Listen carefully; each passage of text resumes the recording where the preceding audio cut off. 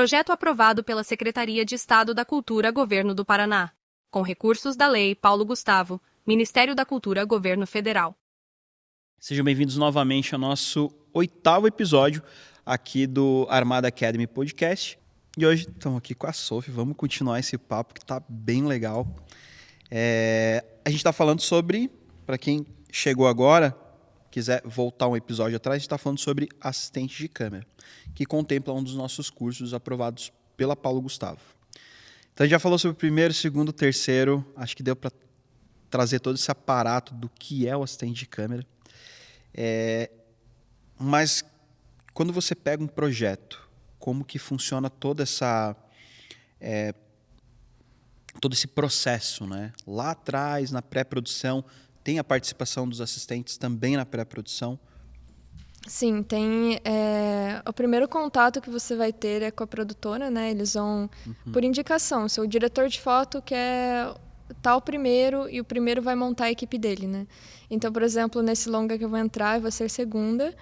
E o diretor de foto pediu o João Fincato, e daí o João Fincato me indicou, e aí tem o vídeo assiste.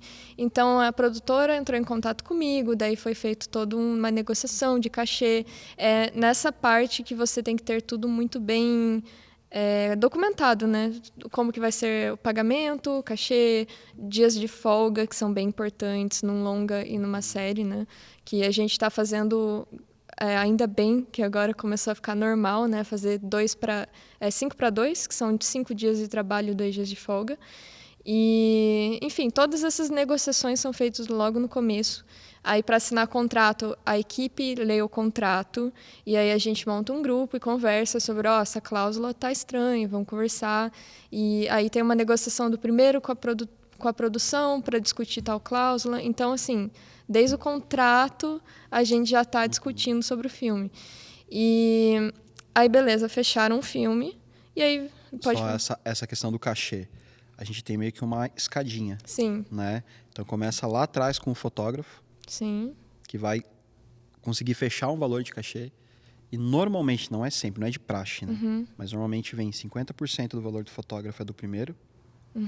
Eu não sei bem a relação do fotógrafo pro primeiro, mas... mas normalmente o segundo assistente recebe mais ou menos 50%. 60%. 60% do primeiro e o terceiro 60% do segundo. 60% do segundo. Depende também, né? Às vezes o primeiro fechou um cachê um pouco mais abaixo, mas aí ele negociou para o segundo e para o terceiro ganhar uma porcentagem a mais para não ser injusto, sabe? Sim. Então, assim, é uma negociação, né? Cada projeto vai ter um orçamento e aí você vai ver se para você vale a pena ou não, né? Você pode super recusar porque não vale a pena financeiramente. Mas é o papel também do primeiro assistente. Sim. Lutando pelo Exatamente. resto da equipe, né? Exatamente. Então tem isso, né? De aumentar a porcentagem porque ficou um pouco abaixo.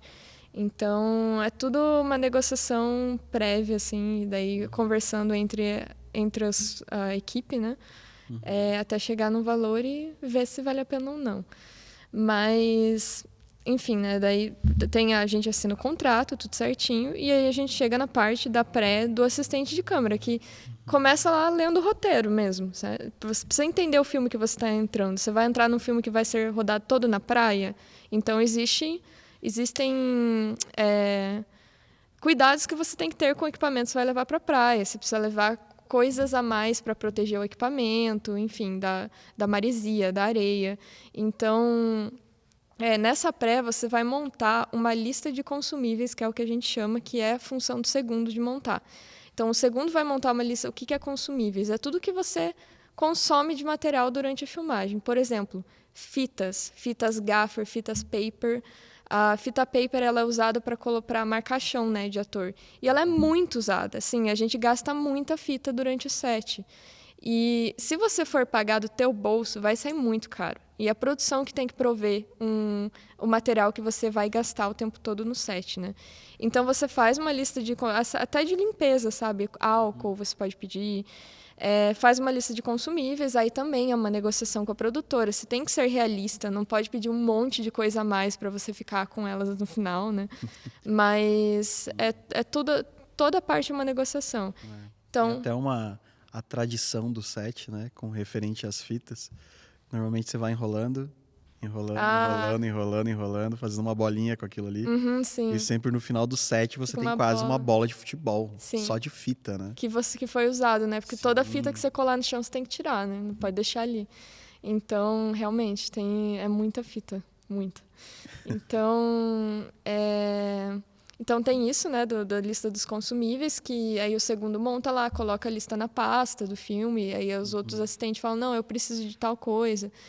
E é isso. Então, você tem a leitura do roteiro para entender as necessidades que o filme vai ter, você tem a lista de consumíveis que você já vai mandar para a produção na pré, e aí tem a lista de equipamentos. Então, o diretor de foto, geralmente, ele não define só um setup só um jogo de lentes, né? Às vezes ele quer o jogo que ele mais as lentes que ele mais quer, e aí tem uma segunda opção que daí ele quer fazer testes para ver o que dá. Então, às vezes tem o mundo ideal e o que cabe no meu orçamento. Sim, tanto que o primeiro assistente também faz isso, o mundo ideal. Depende do controle, o mundo ideal um controle de foco muito melhor do que o núcleo M, mas às vezes vai ficar com o núcleo M, né? Porque não tem como, então não tem orçamento. Sim. E aí vai do assistente negociar e ver realmente qual a necessidade, né, enfim, de cada equipamento que ele colocar ali na lista. Mas o diretor de foto ele vai definir essa câmera, ele vai definir o jogo de lente e os filtros que ele quer usar. Geralmente, como eu disse, vai ter os testes na checagem, né? Antes de começar o filme, mais ou menos uma semana antes, começa a parte da checagem.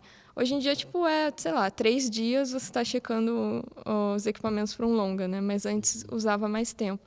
Então, você tem todos esses testes para definir essa parte.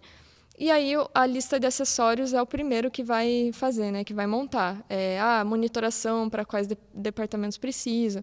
E aí, de novo, vai ter toda uma negociação com a locadora, toda uma negociação com a produção, que o primeiro tem que estar ali atualizado, né? Tem que estar entendendo o que a produção quer cortar. Não, vamos cortar esse monitor, mas, poxa, vai ser complicado a equipe ficar sem monitor, assim, sabe? Que não seja direção e, enfim... Então, por exemplo, a gente foi filmar na praia um curta de baixo orçamento mesmo, assim. E eu tava de foquista, eles queriam colocar o Holy Land. E o Holy Land, o Mars 400, tem delay. Ele não é bom. Não é um transmissor. Assim, um transmissor legal para as outras áreas. Para as outras áreas, outros departamentos. Para os outros departamentos. Para a arte. Para a arte é ótimo. Pra gente sempre vem na lista. Inclusive, para o longa de vocês, a gente está mandando um Mars 400. Sim, com certeza. Que vai ser feito mais para a questão da arte, né? Mas realmente, para o foquista, não tem como. Porque é um milissegundo ali. Um milissegundo é muito, mas... um pouco tempo que você perde ali num delay, já você perdeu o foco. Sim, e na praia, né? A praia a água dá muita interferência de sinal, né? As coisas não são muito... Então, eu já falei para a produção, não vai dar certo. Pode ser que a gente perca sinal, pode ser que eu tenha que ficar cabeando. Na praia é complicado, que é areia, é movimento, câmera movimentando, então não... enfim, tem todas essas dificuldades que você precisa explicar, né? Antes de colocarem um equipamento mais barato, porque, é um transmissor de sinal, então dá certo, sabe? Às vezes você tem que tirar de um outro equipamento, esse aqui, beleza, tira, para eu poder dar preferência para o sinal. Né? Exatamente. Então, tem toda essa parte de negociação. Quando a lista é finalmente fechada com a locadora, que tem muito esse diálogo do primeiro com a locadora e com a produção, né? E uma coisa muito importante dos assistentes de câmera é que eles têm que ter uma boa relação com a locadora, né? Com as pessoas da locadora. Precisam conhecer o equipamento, precisam entender como funciona. E porque tem que ter uma relação muito de confiança. Você está indo com o equipamento ali todo certinho e acontece algum problema ali, você vai reportar para a locadora? Eu até entendo isso, até porque tem muitas locadoras que antes de fazer a saída do equipamento, dependendo da produção, procuram saber quem é o assistente. Sim. Porque quando... tem vários amigos meus que têm locadora que eles também... se eles não conhecem um assistente, eles ligam para outras produções que a pessoa já indicou que trabalhou para entender, cara, quem é esse cara? Quem é essa pessoa? Como que ele trabalha? O equipamento chegou ok e tudo mais. Né? Realmente, porque tem que ter essa confiança tanto, acho, do assistente com a locadora, Porque às vezes também tem locadores que não dão manutenção no equipamento. Sim, total. E depois, na hora que quebra um set, às vezes Foi você. a culpa foi do assistente, mas o equipamento já estava pela boa, Sim. né? Mas muitas vezes também é o contrário, né? É a locadora tendo essa confiança no assistente. Então é meio que uma troca ali de confiança entre os dois, né? Tem que ter esse relacionamento. Existe uma análise, né, de mau uso e, por exemplo, você, cara, acabou quebrando o equipamento, daí a locadora vai fazer uma análise, né, para saber até que ponto foi. E aí vai do assistente ser sincero também, né? Que essa confiança tem muito disso. Se você não adianta cobertar nada, sabe? Tipo, quebrou o negócio, não, já estava assim. E aí que vem a parte importante da checagem. Quando você vai para um longa, até a publicidade, que a checagem da publicidade, a última que eu fiz foi 1h30 de checagem, assim. Então, o que eu faço? Eu preciso registrar como esses equipamentos estão chegando para mim. Para caso aconteça alguma coisa, porque a locadora ela tem muita saída de equipamento, né? Então, até acho que vocês recebem o equipamento, vocês olham, mas às vezes passa alguma coisa. Então, daí você chegou, tá assim, e aí você, não, já estava, e como é que você vai provar? Então, você tem que ter um registro, que são fotos e vídeos, né? Então, no caso da publicidade, eu tirava foto muito rapidinho das coisas, às vezes filmava mesmo só a tela do monitor, tem um risco aqui, tem um aqui, só para ser rápida nessa parte, mas eu nunca deixo passar o registro. Na checagem de longa, aí é muito minucioso, assim, a gente estende aquele pano, pega tira foto de como estava o case, aí pega o receptor do Teradek, tira foto do conectorzinho e tudo, sabe? Tira foto de tudo, porque você vai precisar mais para frente, não adianta. Coloca a plaquinha identificando o dia, a produção, sabe? Então tudo são provas para você não acabar se ferrando no final, né? Que são equipamentos caros, né? Exatamente, no dia a dia. exatamente. Tanto que no Rensga acabou falando, voltou assim, que eu acho que também eles deixaram passar, acharam que era de outra produção. E aí a gente pegou lá a foto, não, tava lá, dá para ver que tava lá na foto desse jeito, entendeu? Então, são coisas que te asseguram.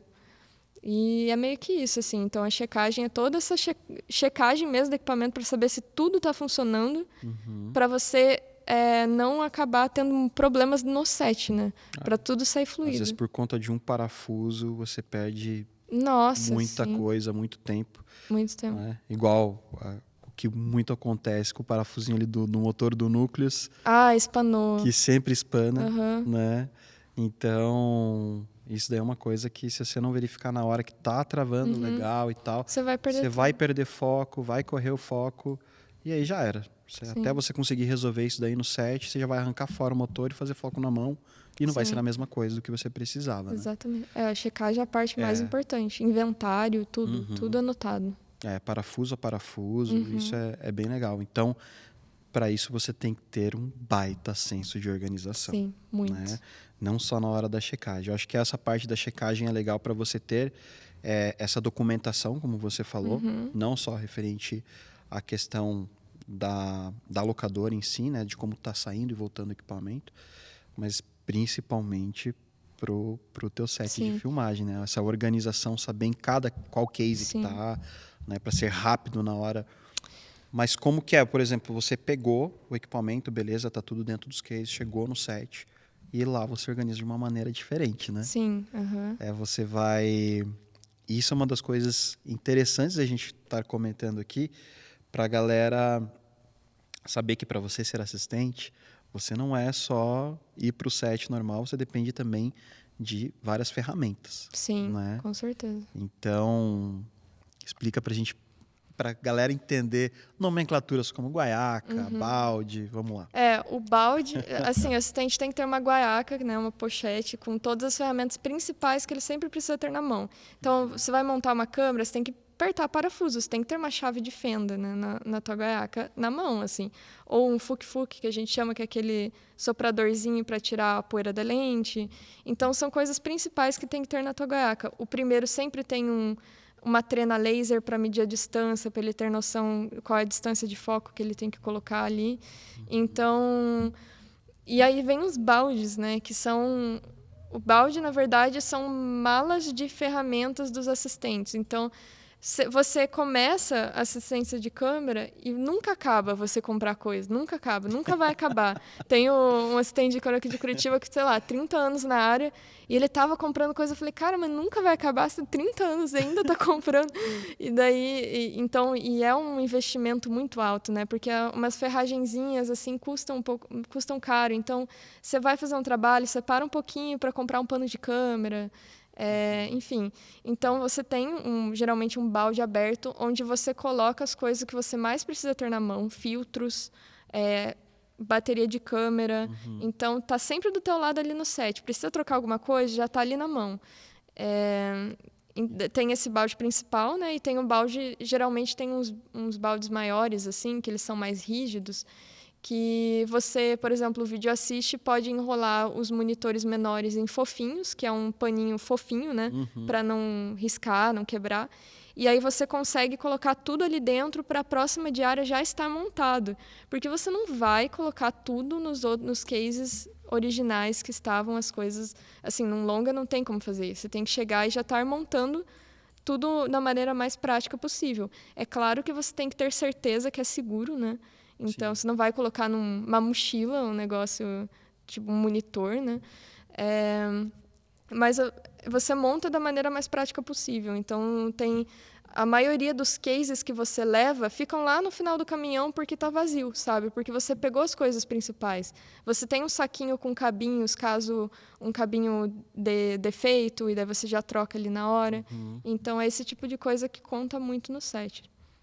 Ter toda essa precaução, né? Ter backline, cabo reserva, ter várias coisas ali. Até mesmo uma das coisas que a galera às vezes não se atenta em colocar dentro do balde, que eu levava direto depois que eu tive algumas crises de enxaqueca. O quê? É remédio. Remédio.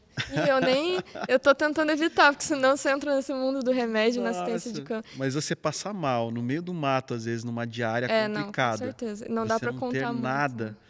Às vezes a produção tem para te atender, mas eu lembro que quando eu ia montar o balde, eu sempre tinha uma areazinha que eu colocava uma fita em formato de cruz ali. Sim, isso é interessante falar, que a assistência de câmera e o nosso ritmo, assim, nosso trabalho não é de horários normais, né? São 12 horas cada diária. Quando não é publicidade, passa, né? Publicidade vai para cima. 15, 18. Sim, às vezes 3 dias disso é destrutível, né? Aí, o longa são 5 dias ou 6, que não é o ideal, né? Nunca vai ser o ideal. Não, isso já não é inaceitável. 6 diárias e 12 horas para um dia de folga é inaceitável. Assim. Você não consegue Você não tem vida, não tem. E, assim, assistência de câmera é uma função que exige muita força. Precisa carregar case. Você precisa carregar peso. Então, assim, você precisa ter uma qualidade de vida de treino também, assim. Porque se você começar a carregar sem ter uma atividade física, sem estar, sei lá, fazendo uma musculação, qualquer coisa que você goste para pegar resistência, você vai sofrer. Às vezes você pega, o negócio tem que andar um monte. Teve um trabalho de vídeo assist que eu estava com 2 monitores de 17 e, assim, a gente poderia ter chamado a van, mas na hora foi uma correria, eu peguei o monitor, coloquei no ombro e fui, e assim, não acabava nunca. E daí eu voltei, peguei o outro monitor, coloquei no ombro. Então, assim, é uma coisa cansativa, são 12 horas que você tem pouco tempo de descanso, você tem 1 hora de almoço, mas câmera sempre está ligada, câmera sempre está ali. Você pode, né, pedir, não, eu vou no banheiro um pouquinho e fica aí no meu lugar, mas a maior parte você está ali de pé e na correria e carregando peso. Então, você precisa ter esse cuidado consigo, né? Tipo, não dá pra... Eu lembro que até você citou uma vez que uma das principais ferramentas do assistente de câmera é um tênis confortável. Sim. Eu aprendi isso no primeiro set da minha vida, que eu não era nem assistente de câmera. Eu não sei o que eu estava fazendo naquele set. Eu acho que era assistente de produção. E foi uma diária de 18 horas, que eu não ganhei hora extra, era começo, daí eu fazia de tudo, né, para estar ali trabalhando. E era um dia muito frio de Curitiba, era uma madrugada, na verdade. E eu tava com aqueles tênis All-Star, não sei se era All-Star, mas é aqueles tênis que você sente o chão. Gente, eu não conseguia colocar meu calcanhar no chão no final, assim, não conseguia. Tênis é uma coisa que precisa ser confortável, senão não dá para aguentar. E Decathlon, a loja oficial dos assistentes de câmera. Você passa, tá lá, o vestuário inteiro do assistente de câmera. Legal. Tem que se cuidar, né? Não tem Sim. como. É uma profissão, querendo ou não vamos falar assim super pesada, mas é uma profissão que exige um esforço físico, mental também, mas principalmente um esforço físico referente ao peso que você carrega, ao tempo que você fica em pé, como você falou. Sim. E a galera, às vezes, na loucura, na correria, esquece de tomar água, esquece... Você falou também de ir ao banheiro, que muitas vezes o assistente esquece porque tá na loucura do set. Sim. Né? Eu tô tentando ainda me educar sobre isso, assim. Eu ainda chega no final do set e percebo que eu não tomei água. E assim, é muito tempo de set pra você não tomar água, não ir no banheiro. E isso é uma coisa que eu ainda tento fazer, mas você esquece. É muito difícil. Eu vejo que pelo menos uma das coisas eu vi que mudou bastante. Que antigamente a gente tinha o catering muito regado a pizza, a umas porcariadas, assim, né? Hoje a gente já normalmente, em produções médias e grandes, a gente já tem ali um catering com comida mesmo. Não, precisa ter. Né? Então a produção se preocupa um pouco mais referente à alimentação também da equipe. Mas legal, Sophie. Vamos para mais um bate-papo? Vamos. Vamos para mais um round, mais um capítulo. Vamos. Então é isso aí, galera. A gente finaliza aqui o nosso 8º episódio, mas se liga no próximo que a gente vai finalizar com chave de ouro aí falando sobre assistência de câmera.